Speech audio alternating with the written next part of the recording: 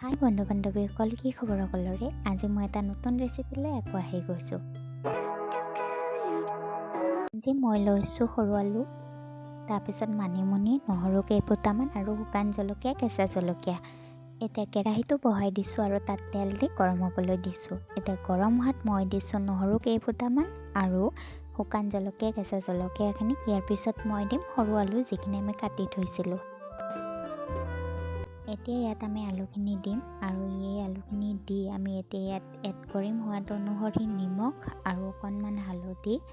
তাৰপিছত ইয়াক ভালকৈ লৰাই আমি ইয়াত ঢাকনিখন লগাই দিম যাতে এইখিনি সোনকালে সিজি উঠে। আৰু চাওক, এইখিনি মই ঢাকনিখন গুচাই দিছোঁ আৰু এইখিনি অলমষ্ট সিজিছে।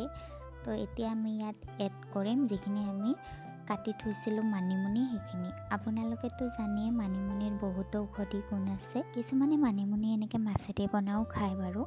তো যোনে তেনেকৈ খাই বেয়া পায়, আলু ভাজিৰ লগতো এবাৰ ট্ৰাই কৰি চাব পাৰে, এনেকৈও খাই ভাল লাগে। এতিয়া আমাৰ এইটো ৰেচিপি অলমষ্ট হৈ গ'ল।